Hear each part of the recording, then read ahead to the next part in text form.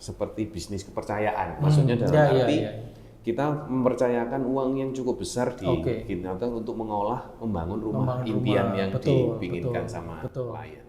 Karena biayanya gede, belum lagi nanti kalau terjadi kesalahan dan lain sebagainya harus bongkar-bongkar, otomatis kan biayanya juga malah lebih besar lagi ya Pak ya.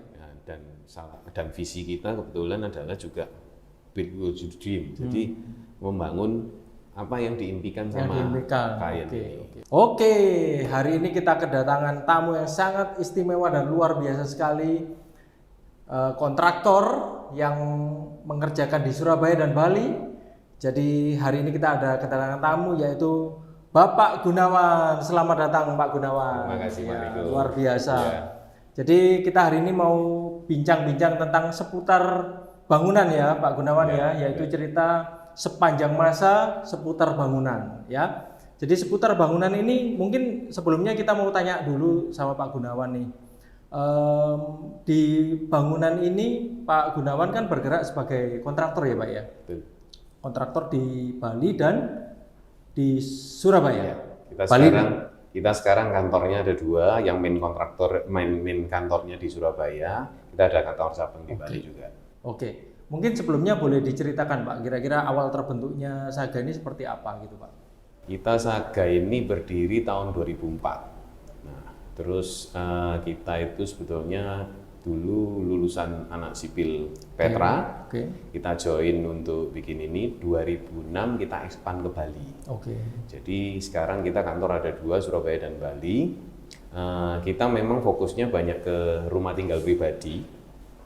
Sekarang di Surabaya kita ada sekitar 10 project. Di Bali ada 3, di Malang ada 1, juga di Palu juga ada 1. Banyak sekali ya Pak ya proyeknya ya. Itu gimana kira-kira cara ngontrolnya itu gimana Pak Gunawan dengan proyek sebanyak ini? Jadi salah satu yang kita anut itu kita bekerja secara tim. Jadi kita memang tim kita cukup lengkap di bidang rumah tinggal ini. Jadi ada beberapa divisi untuk project sendiri, divisi untuk marketing sendiri, divisi finance, divisi cost control, divisi QC dan engineering. Jadi ada struktur organisasinya gitu ya Pak? Organisasi kita cukup lengkap. Sampai ke tim engineering juga kita sebetulnya juga ada tim gambar-gambar sendiri untuk pekerjaan di lapangan. Jadi berdirinya tadi sejak tahun berapa Pak? 2004 ya, tapi 2006 sudah expand ke Bali langsung? Iya, betul. Kenapa Pak kok di Bali Pak? Apa karena memang ada background di Bali atau kok tiba-tiba 2 tahun sudah langsung expand di Bali itu gimana Pak? Sebetulnya awalnya pas ada kesempatan proyek di sana dan puji Tuhan setelah proyek itu selesai tetap berlanjut sampai proyek-proyek kemudian sampai sekarang. Dapat proyek sampai sekarang 2006 ke 2003 berarti berapa? 17 tahun ya? 17 tahun dapat proyek lanjut terus sampai sekarang. Waduh luar biasa sekali itu Pak ya. Berarti tentunya pasarnya sudah langsung kebentuk di sana Pak ya? Atau memang sebelumnya ada relasi di sana sehingga kok dapat proyek atau bagaimana itu Pak? Sebetulnya kalau di Bali ini kan kalau saya bilang budaya owner beda sama di Surabaya. Marketnya juga beda. Jadi kalau di Surabaya mungkin kebanyakan kita rumah tinggal dan pemilik-pilihnya kebanyakan sebagian besar juga orang-orang Surabaya. Beda kalau di Bali, marketnya banyakan villa. Dan pemiliknya jarang yang kami temui, jarang yang asli Bali. Banyakan dari Jakarta, dari luar pulau gitu, atau Jawa Tengah gitu. Jadi tantangannya beda. Cuman kan seperti kita tahu waktu pandemi, Bali cukup turun banyak, pariwisatanya turun, banyak bisnis-bisnis juga tutup. Nah, karena itu di Bali juga properti agak turun. Kita akhirnya dapat kesempatan di Palu. Jadi proyek yang di Palu itu dihandle juga tim yang di Bali. Berarti nggak hanya di Surabaya Bali aja, bisa di pulau-pulau yang lain ya Pak ya? Iya, betul. Seluruh Indonesia istilahnya bisa menerima ya Pak ya? Bisa, cuman kita mesti lihat juga pilih-pilih proyeknya itu. Pilih-pilih Pak ya, karena sudah banyak proyeknya ya Pak ya? Ya gitu juga. Kita lihat juga yang sesuai marketnya kita. Berarti kalau dihitung total 2004 berdirinya Pak ya, sampai sekarang hampir 20 tahun ya. Wah, habis ini ulang tahun 20 tahun ini Pak. Nanti saya diundang ini Pak. Siap, Pak. Oke, berarti kontraktor ya Pak ya. Kira-kira mungkin gini Pak, ini kalau saya membayangkan Pak ya, kalau saya jadi customer nih Pak, saya mau bangun rumah gitu. Saya kan punya kekhawatiran ya Pak ya.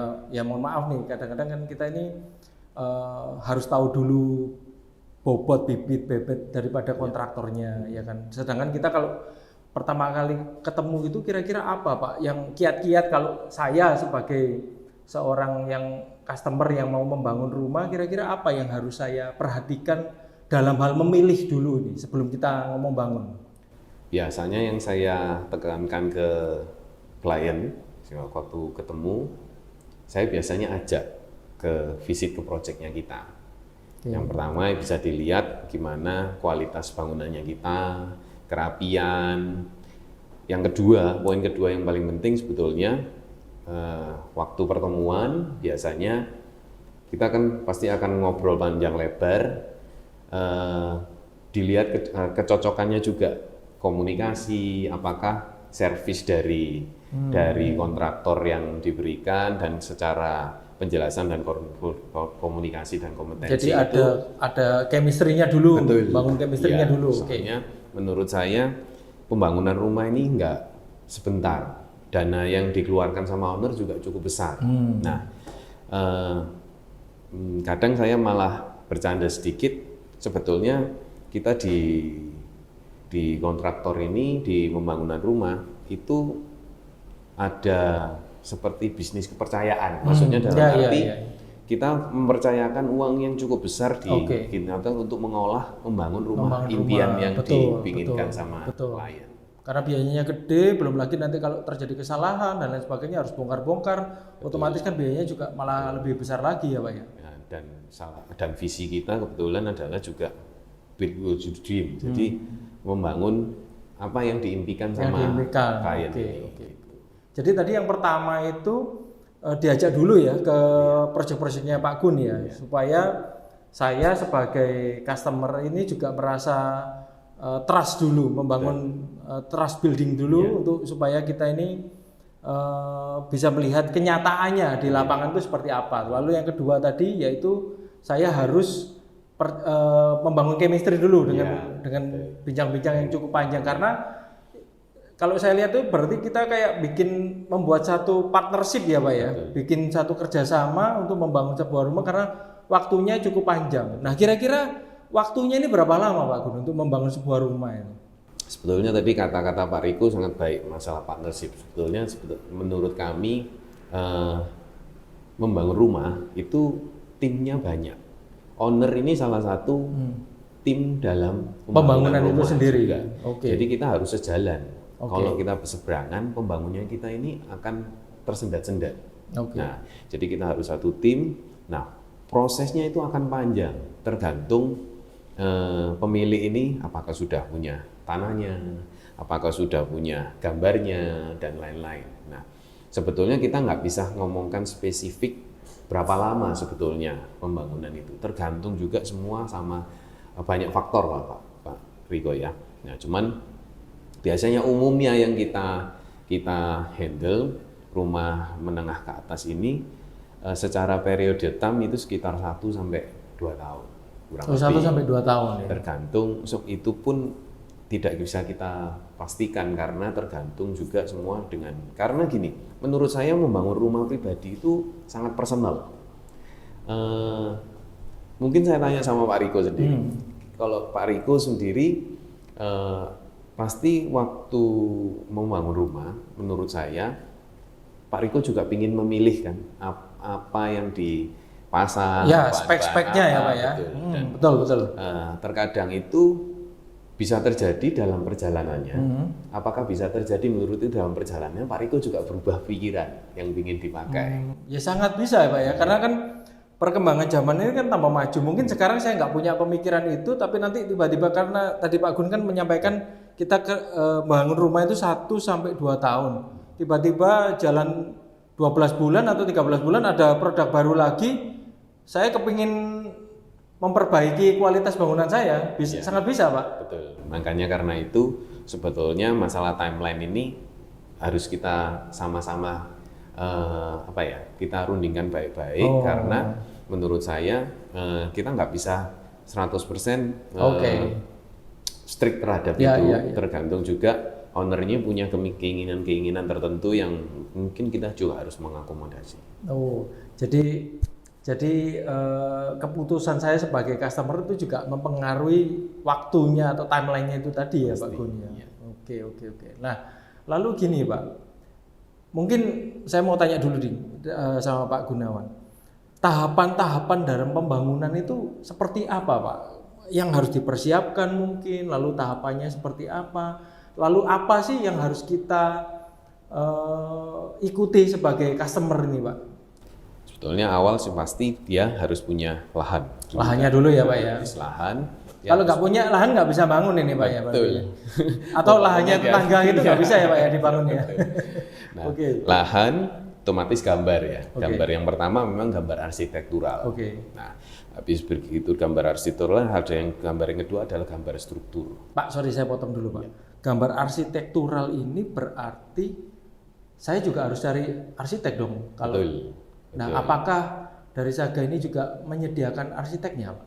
Jadi gini, kita memang fokusnya kontraktor itu di pembangunannya, tapi kita juga banyak bekerja sama dengan beberapa arsitek di Surabaya, Bali dan sekitarnya. Jadi kita biasanya bisa merekomendasikan. Biasanya makanya di awal kita gali apa yang diinginkan sama klien. Kalau mereka memang belum punya arsitek, saya menggali apa style yang diinginkan klien,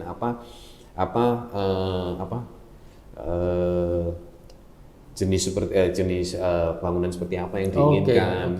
Dari situ kita bisa nge-referkan arsitek-arsitek yang sudah berpartner sama kita. Oke. Lanjut Pak. Berarti tadi yang pertama lahannya, terus yang kedua gambarnya, arsitek, gambar arsitek ini nggak cukup untuk langsung dijadikan pembangunan. Kita ada gambar yang kedua, gambar struktur. Nah, kebetulan karena saya juga lulusan dari sipil. Kalau gambar struktur kita biasanya bisa bantu. Pak, saya potong-potong nggak apa-apa ini Pak ya. Gambar struktur ini seberapa penting Pak? Menurut kami gambar struktur ini penting karena ini kekuatan bangunan. Ini kekuatannya bangunan Pak ya. Jadi kalau bagi yang belum tahu, gambar struktur itu adalah kita menghitung berapa dimensi kolom rumah ini, dimensi balok, terus pembesian di dalamnya itu. Karena itu nggak boleh sembarangan Pak ya. Pokoknya katanya Pak Tukang, boleh sekian, biasanya sekian, nggak bisa begitu Pak ya. Ada hitungannya semua itu Pak ya. Oke. Nah, setelah gambar-gambar itu, berikutnya mereka harusnya ada pengurusan perizinan juga untuk pembangunan. Nah, setelah gambar ini lengkap, kita bisa menyusunkan mereka namanya rencana anggaran biaya atau kita biasanya singkat RAB. Kita biasanya menghitungkan RAB biayanya untuk pembangunan ini, sehingga setelah itu kita bisa lanjut ke tahap pembangunannya. Nah, di tahap pembangunan juga akan dilakukan bertahap. Yang pertama yang paling penting adalah pondasi. Setelah pondasi tadi struktur tadi itu Pak ya. Dari gambar struktur tadi ya. Gambar struktur itu kita dapat melaksanakan pembangunan pondasi dan naik ke struktur atasnya, kolom, balok sampai atap. Setelah itu selesai, baru kita bergerak ke finishing yang kita sebut finishing. Nah, finishing itu mencakup apa aja? Mungkin plafon, cat gitu ya, terus pemasangan keramik lantai dan macam-macam. Setelah itu baru interior masuk biasanya. Ya, interior mebel furniture masuk. Nah, setelah itu kita sudah siap huni. Kalau dari Saga sendiri kalau boleh tahu apakah sudah termasuk interiornya juga, Pak? Kita fokusnya di kontraktor pembangunan sipil. Pembangunannya ya.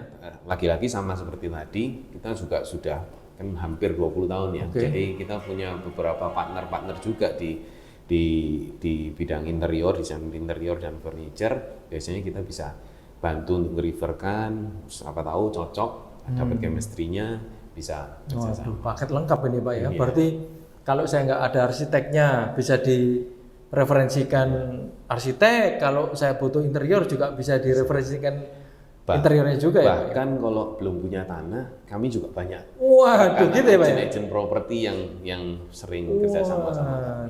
Saya kira tadi disediain tanah ya Pak. Oh berarti bisa ada koneksi dengan agensi properti juga ya Pak ya? Waduh luar biasa ya, keren sekali ya Pak ya. Nah tapi sekarang gini Pak, oke tadi kan tahapan-tahapannya ya Pak Gunawan ya. Cuman saya berpikir Pak, kalau saya menjadi seorang klien dari Saga gitu ya Pak ya, lalu saya ini kan membangun sebuah rumah, saya kan punya kekhawatiran-kekhawatiran Pak dan harapan-harapan. Nah kekhawatiran saya itu biasanya gini Pak, ini yang saya temui Pak ya di lapangan, rumah-rumah teman atau apa gitu.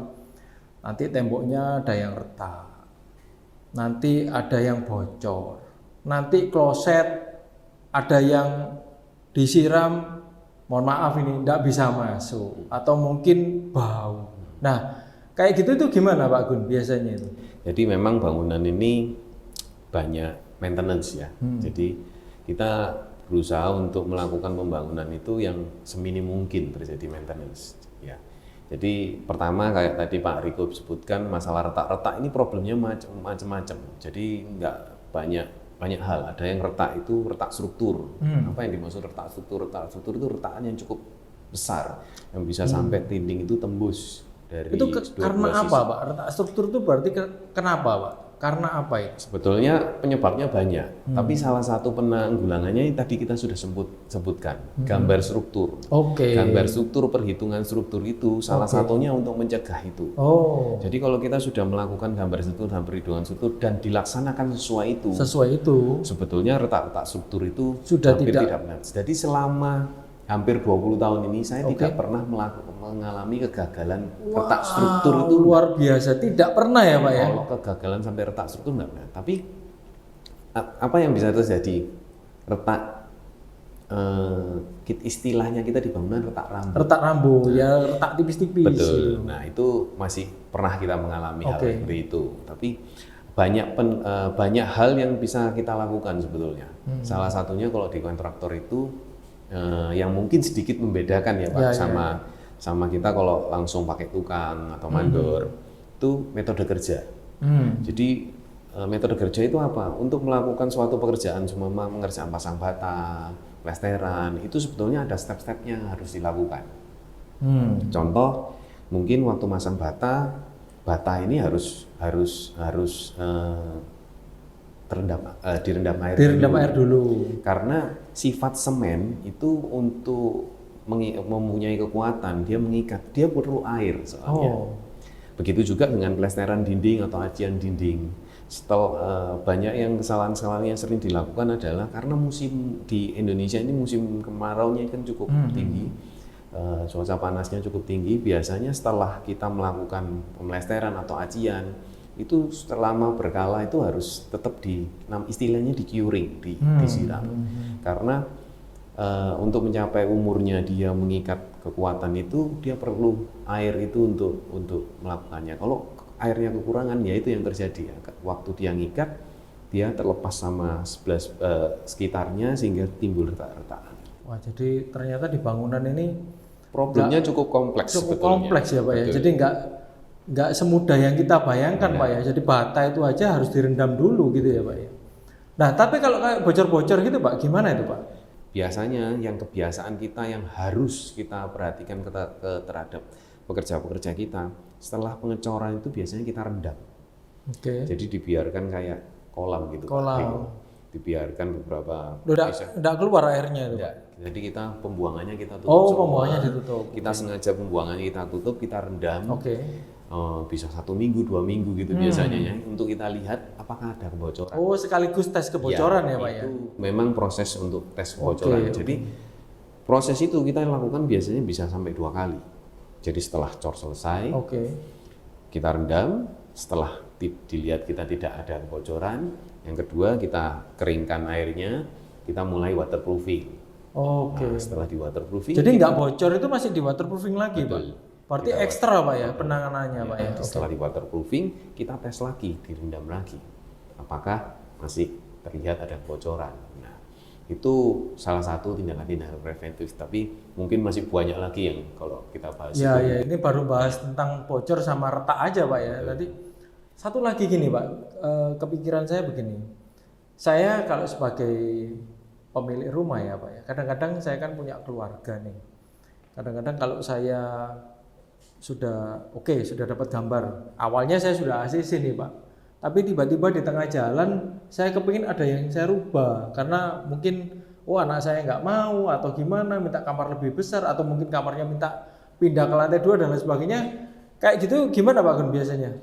Jadi menurut saya itu sangat wajar ya, karena ini kita ngomong membangun rumah pribadi, berarti kan banyak keinginan-keinginan semua penghuni rumah, gitu. Dan proses pembangunan ini yang tadi saya bilang bisa 1 sampai 2 tahun, banyak yang bisa terjadi di dalamnya. Nah, itu biasanya kita ada proses yang namanya change order. Owner request, ini ada perubahan yang diminta, nanti kita akan jelaskan. Perubahan-perubahan ini akibatnya apa dulu yang terjadi, apa yang bisa kita lakukan. Setelah itu, setelah disetujui memang akan ada perubahan, kita akan bicarakan sama desainer, sama tim-tim yang terlibat, apa yang kita bisa presentkan ke owner. Ini Pak harus dirubah seperti ini, berubah seperti ini. Apakah akibat perubahan ini ada tambahan biaya? Itu kita akan jelaskan dulu dan disepakati dulu, baru kita nanti eksekusi lagi di lapangan. Jadi kayak gitu ya Pak ya. Jadi ada proses change order tadi namanya ya.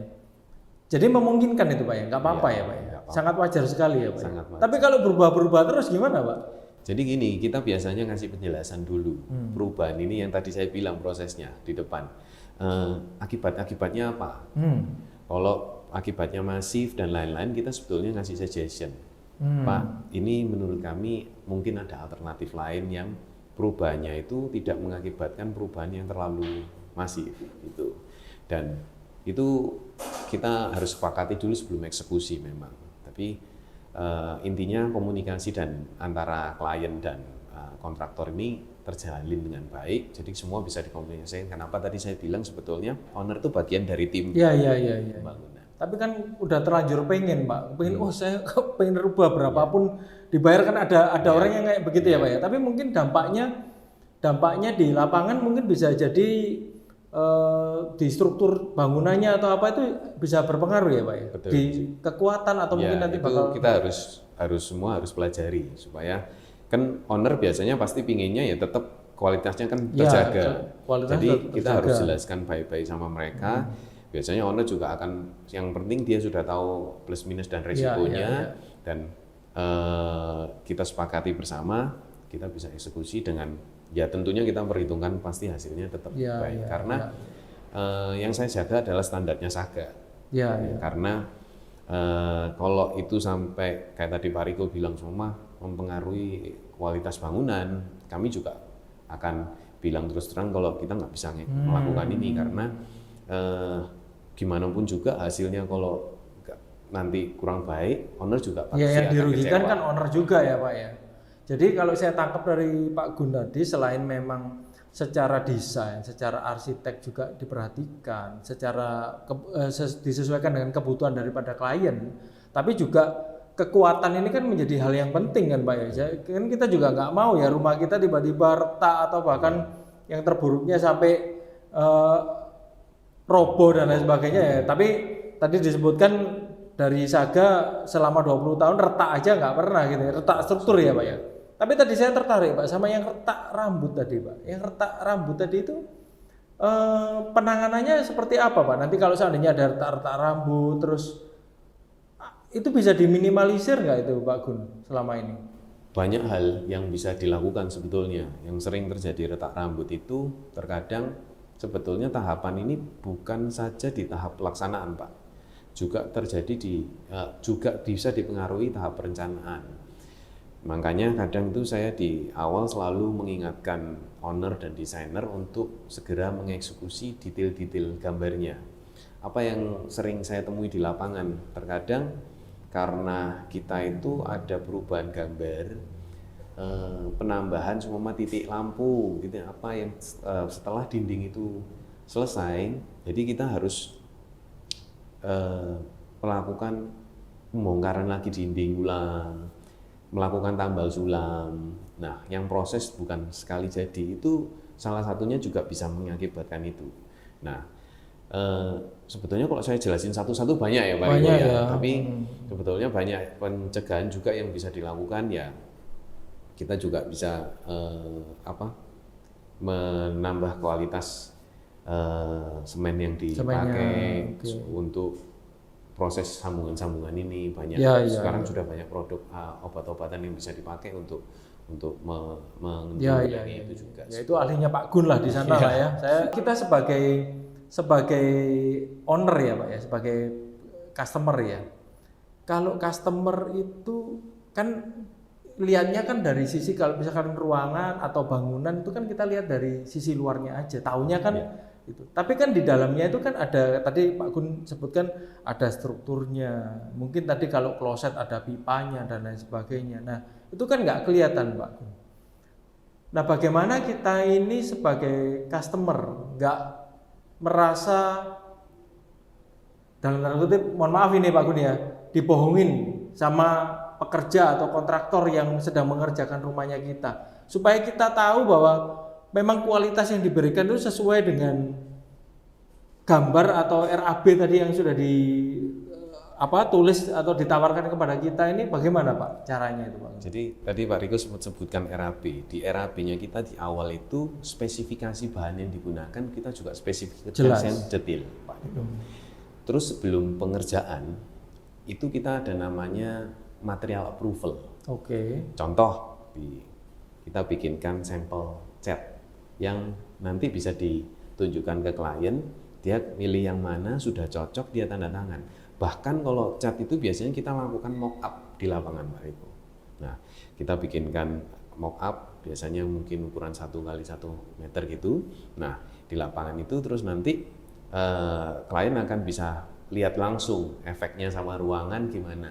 Nah, itu yang bisa disepakati di situ. Nah, kayak tadi Pak Riko singgung, sebetulnya pemilihan bahan itu salah satu hal yang penting sebetulnya. Dan terkadang mungkin juga saya pernah nemuin mungkin klien yang ingin menghemat budget Pak Riko. Nah, kalau kita punya kayak tadi saya bilang standar, kalau bahan yang dipilih yang diminta sama owner itu di bawah standarnya kita juga punya hak untuk menolak karena nanti di akhir waktu juga secara kualitas bangunannya tidak bisa terjaga.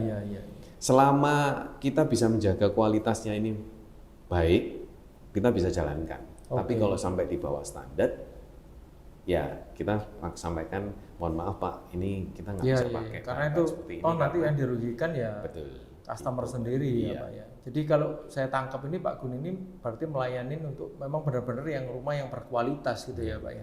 Kalau misalkan kualitasnya di bawah yang ditentukan oleh Saga sendiri juga tidak mau menerimanya gitu ya. Oke. Nah Pak, sekarang gini Pak. Tadi kekhawatiran customer itu kan macam-macam ya Pak ya. Tadi kalau bahan sudah dijawab, ada approval-nya. Tapi kan begini Pak, seringkali customer ini kan juga tidak mengerti kualitas bahan dan apa yang dia tulis, ataupun mungkin tadi juga Pak Gun sempat katakan di gambar itu kan dijelaskan tuh di awal tuh, di gambar itu kan oh ini di approve sama customernya, ini layoutnya seperti ini. Kadang-kadang customer juga begini Pak, melihat itu kan gambar, oh iya oke. Begitu bangunannya jadi, loh ini kok begini, ini pindah, ini harusnya gini, ini kurang panjang dan lain sebagainya. Itu gimana Pak Gun untuk menyiasati hal-hal kayak begitu supaya customer juga sebenarnya customernya juga nggak kepingin ganti-ganti lagi, dia kan pasti juga kepingin cepet dong Pak, kan nggak ada customer yang kepingin bangun lalu lama-lama, itu kan juga enggak. Nah supaya itu tidak terjadi itu seperti apa Pak Gun? Mungkin kuncinya di komunikasi ya Pak Riko. Komunikasi ya. Jadi waktu kita penjelasan gambar, terus approval material itu memang kita juga harus jelaskan itu sejelasnya sama mereka untuk tahu benar-benar memang yang mereka harapkan sama yang mereka dapat itu sesuai. Ya. Jadi supaya tidak terjadi seperti tadi Pak Riko sebutkan, ternyata waktu bangunan itu sudah selesai mereka tidak sesuai sama harapan. Dan sebetulnya di kita itu juga ada yang namanya laporan progres Pak Riko. Jadi kita biasanya itu bikin suatu grup komunikasi WhatsApp di sama owner setelah deal project, kita buatkan di sana laporan-laporannya selama perjalanan tiap minggu. Tiap minggu itu ada laporannya, Pak? Selalu ada laporannya. Wow, luar biasa. Jadi, itu, Pak. Supaya kayak Pak Riko bilang, dia terkejut di akhir aja lihat Pak Riko. Jadi sebetulnya ada klien kami yang tinggalnya nggak di Surabaya, Pak Riko. Di Sumbawa, di luar pulau, tidak pernah datang selama pembangunan, Pak Riko. Tapi dia tiap minggu terupdate dengan laporan-laporan seperti itu. Nah, selain itu juga supaya mereka juga bisa tahu juga, mungkin yang tadi kita belum sempat bahas, mungkin secara jadwal, Pak Riko. Kita juga sediakan itu di awal. Jadwal kerjanya dari bulan awal sampai bulan akhir, dan itu pun tiap bulan kita update. Seumpama ada ya progres yang behind atau progres yang kita lebih cepat, itu kita update terus supaya ya termonitor ya. Dan progres itu juga tujuannya juga supaya kita juga bisa mengomunikasikan dengan lebih baik sama owner. Oke. Jadi kuncinya kalau tadi saya lihat dari Pak Gun ini berarti komunikasi ya, Pak ya. Komunikasi yang harus dibangun dengan customer supaya harapannya mereka itu sesuai dengan apa yang sudah dianggarkan di pertamanya atau mungkin spek-speknya gitu ya, Pak. Nah, Pak, sekarang saya mau tanya, Pak, boleh tahu nggak susah senangnya jadi kontraktor ini seperti apa, Pak? Ini kan Pak Gun sudah pengalaman hampir 20 tahun ya, Pak ya. Jadi curcol ini, Pak. Curcol. Gimana ya? Nah, di dunia kontraktor ini sebetulnya kalau saya rasakan perlu kepercayaan, Pak. Jadi perlu kerjasama, perlu kepercayaan, karena saya pahami untuk pembangunan sebuah rumah, dana yang dikeluarkan sama pemilik itu cukup besar. Nah, makanya untuk pemilihan kontraktor, pemilihan bahan dan lain-lain itu, sepertinya kan owner ini seperti harus punya hubungan seperti kita ini adalah tangan kanannya owner. Jadi salah satu yang mungkin saya tekankan ke tim sampai bekerja di lapangan, selama kita melakukan pembangunan, anggaplah ini membangun rumahmu sendiri. Apabila kamu membangun rumahmu sendiri, apakah kamu mau bikin itu acak-acakan? Pasti kan enggak. Pengennya juga rapi gitu. Nah, saya juga dari awal malah banyak ngomong juga sama owner, selama ini bangun ini rumahku. Jadi apa-apa itu ini bukan rumahmu sekarang. Nanti kamu kalau sudah masuk ini jadi rumahmu. Jadi saya harus memastikan tim dari atas sampai bawah itu paham apa yang mesti dilakukan di rumahmu sendiri. Nah, banyak hal juga sih Pak Riko yang kita juga mesti selalu membangun ya, karena proses dalam pembangunan rumah itu, terutama rumah tinggal ini banyak detail-detail kecil yang kita mesti perhatikan, Pak Riko. Nah, tadi mungkin salah satunya yang kita punya itu adalah kita punya tim engineering sendiri, Pak Riko, yang untuk menentukan metode kerja sebetulnya, untuk menggambarkan juga. Banyak orang yang nggak paham sebetulnya, pikirnya dia itu gambar-gambar yang dapat dari arsitek itu sudah bisa langsung dieksekusi di lapangan. Bukan nggak bisa memang. Tapi kalau kita langsung eksekusi di lapangan, kedetailannya itu bisa karena kurangnya detailnya bisa mengakibatkan banyak miss di lapangan. Karena pekerja atau mohon maaf tukang atau mandor tidak semua punya skill untuk membaca gambar dengan baik.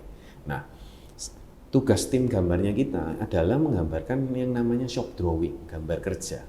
Kita ada 2 gambar, satunya shop drawing, satunya SB drawing. Ini yang dikerjakan sama engineering tadi ya, Pak? Sama timnya kita sendiri. Nah, mungkin saya ceritakan sedikit tentang gambar shop drawing. Gambar shop drawing itu adalah gambar yang sesuai dengan ukuran-ukuran di lapangan.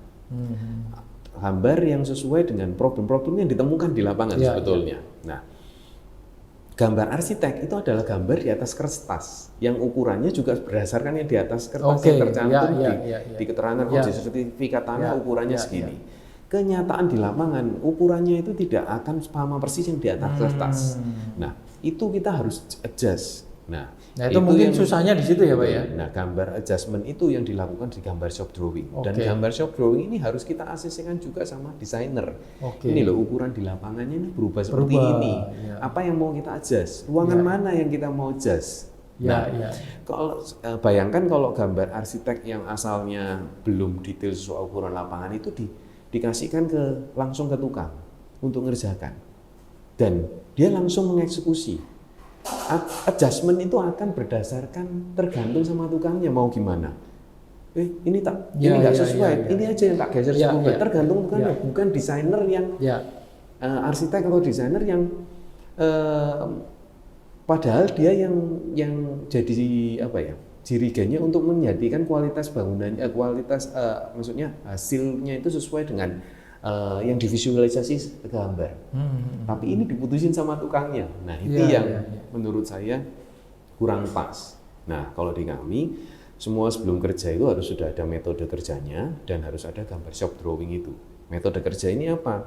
Kita sebelumnya tiap tahapan pelaksanaan pengerjaan itu metode kerjanya itu tahap-tahapannya itu banyak. Dan semua tiap project menemukan problem-problem baru mesti di project itu yang perlu metodenya kita menyelesaikannya seperti apa. Nah, itu pentingnya metode kerja.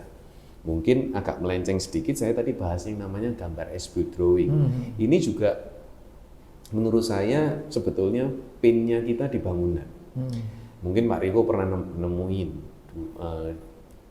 waktu kita mau merenovasi rumah.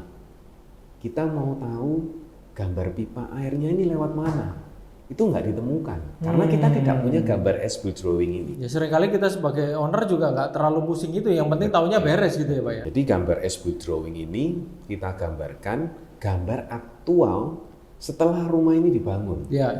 Jadi ada namanya gambar perencanaan, gambar as-built drawing. Gambar perencanaan yang tadi Pak Riko sempat singgung, lah kalau di tengah-tengah berubah. Nah, perubahan itu yang digambarkan di as-built drawing. Nah, di situ nanti tercantum juga yaitu jalur-jalur pipa, jalur-jalur listrik dan lain-lain, memudahkan kita waktu kita melakukan renovasi atau maintenance untuk mencari kondisi awalnya ini seperti apa. Karena semakin banyak data yang kita dapat, kita bisa analisa lebih baik untuk penanganan di kemudian hari. Jadi shop drawing itu tadi yang awal ya Pak ya. Lalu as-built drawingnya itu untuk akhirnya, untuk pegangan kita sebagai customer supaya besok-besok kalau seandainya ada kebutuhan atau apa bisa lihat dari situ. Pipanya kalau seandainya ada yang mau kita lihat jalurnya kemana-kemana itu lihatnya dari situ. Selain gambar sebetulnya di as-built itu juga tercantum spesifikasi. Spesifikasi juga ada di situ. Jadi dari pemilihan tadi Pak Riko milih cat warna apa, tipe apa, itu semua tercantum semua di situ. Jadi waktu mau beli cat lagi sudah ada keterangannya semua. Jadi as-built drawing itu gambar yang setelah rumah ini jadi ya Pak ya. Setelah rumah ini jadi, aktualnya seperti apa, lalu dibuatkan as-built drawing itu gambar tentang apa aja Pak? Selain pipa, tentunya juga struktur termasuk ya Pak ya? Betul, jadi gambar struktur, gambar arsitektural, gambar pemipaan. Jadi rumah ini perawatannya yang paling apa ya? Menurut saya lifetime itu adalah biasanya kan pemipaan, air, listrik, terus tadi Pak Riko sempat bilang kebocoran, keretakan, nah itu semua tercover di sana. Waduh luar biasa ya, berarti Pak Gun ini sangat menguasai sekali ya untuk bukan bahan bangunan, seputar bangunan ini, cara bangunannya, cara membangunnya seperti apa, mulai lahan sampai beres ini sudah sangat ahli sekali, sangat pengalaman sekali ini di bidangnya nih Pak Gun. Waduh luar biasa. Banyak sekali ilmu yang saya dapatkan hari ini Pak Gun. Kira-kira Pak Gun, mungkin ini terakhir ya dari saya. Mungkin tipsnya apa Pak Gun kalau kita ini mau membangun rumah, apa-apa saja sih yang harus kita siapkan? Tadi mungkin sudah disampaikan ya di awal sama Pak Gun, harus ada lahannya, itu nomor satu ya Pak Gun ya, nggak boleh nggak ada lahannya ya. Jadi nomor satu harus ada lahannya dulu, baru setelah itu yang lain-lainnya. Nah, tapi kalau mungkin dirangkum gitu Pak Gun, kira-kira apa Pak tipsnya Pak? Mungkin saya tadi rangkum dari tadi ya. Mungkin yang kunci utama adalah sebetulnya kita kalau ngomong spesifikasi tadi kita mungkin pemilihan bahan itu kan salah satu yang penting. Kedua adalah pemilihan kontraktor. Ya, jadi menurut saya memang karena proses ini pembangunan akan panjang dan memerlukan biaya lama, jadi kita harus memang pilih itu yang cocok dengan kita dan memang nggak apa-apa kita melakukan perbandingan terlebih dahulu, itu hal yang wajar menurut saya. Jadi membandingkan gitu ya. Tapi yang tadi mungkin istilahnya Pak Riko adalah chemistry-nya dapat apa enggak? Jadi bisa kita lihat kontraktor ini memang kompeten nggak? Kita lihat hasil kerjanya, terus kita juga lihat juga gimana caranya dia melakukan servis, memperhatikan kita dan lain-lain. Karena di akhir hari kita ini jasa sebetulnya di bidang jasa kontraktor. Jadi servis itu salah satu yang memang harus kita pegang, dan itu menurut kami salah satunya. Kalau Pak Riko tadi sebutkan chemistry, itu kalau kita bisa dapat chemistry-nya selama perjalanan itu, pembangunannya saya rasa kalau chemistry-nya dapat akan sangat lancar sampai dari awal hingga akhir. Dan yang kita harapkan, rumah impian yang seperti diharapkan sama klien itu bisa terwujud. Bisa terwujud ya, waduh luar biasa ya. Jadi kalau saya lihat ini hal-hal yang memang perlu diperhatikan ini kan banyak sekali ya Pak ya, detail-detailnya ya. Jadi memang komunikasi itu tadi yang saya catat ini adalah, komunikasi ini adalah menjadi satu hal yang sangat penting pada waktu kita mau membangun rumah. Jadi jangan sampai kita tiba-tiba menyerahkan pembangunan rumah kita kepada orang-orang yang tidak tepat, itu malah berbahaya sekali ya Pak ya. Saya sering juga lihat di luar sana ada beberapa owner atau customer yang akhirnya kecewa dengan pembangunan yang tidak sesuai dengan harapannya, akhirnya malah bongkar-bongkar lalu keluarkan biaya lagi lebih banyak ya. Tentunya itu kan kita tidak ingin terjadi ya di masa yang akan datang Pak. Kita walaupun punya lahan, punya dana, tapi kalau kita tidak mempunyai satu partnership dengan kontraktor yang kita percaya, itu jadi problem juga ya Pak ya. Jadi kontraktor ini menjadi hal yang sangat penting ya, menjadi bagian yang sangat penting untuk bisa mewujudkan daripada impian daripada si customer. Tadi apa Pak tagline-nya Pak? Build what you dream. Jadi apa yang kita impikan, kita memimpikan rumah idaman kita bisa diwujudkan oleh Saga gitu ya Pak ya. Waduh luar biasa sekali. Kira-kira ada apa lagi Pak yang mau disampaikan untuk Sobat Masa ini? Menurut saya dan Saga, untuk mewujudkan suatu bangunan tadi itu banyak hal yang mesti kita komunikasikan dan kerjasamakan dengan baik ya. Jadi banyak pihak yang memang kita harus pilih dan kita harus percayakan itu. Jadi menurut kami harus pilihlah yang memang benar-benar cocok dan terbaik buat sobat-sobat. Ya. Keren sekali. Oke Pak Gun, saya rasa hari ini saya sangat terberkati sekali dengan kehadirannya Pak Gun di tempat kita ini. Jadi hari ini sudah nambah ilmu banyak sekali juga ya. Kita ada wejangan dari Pak Gun bagaimana tipsnya, cara-caranya, bahkan tahapan-tahapannya. Juga dijelaskan dari Pak Gun tadi bahwa timnya juga begitu lengkap, bahwa dalam sebuah pembangunan itu kan perlu sebuah chemistry, komunikasi dan lain sebagainya. Banyak hal yang kita pelajari hari ini. Terima kasih banyak Pak Gun hari ini, bincang-bincang kita cerita sepanjang masa seputar bangunan.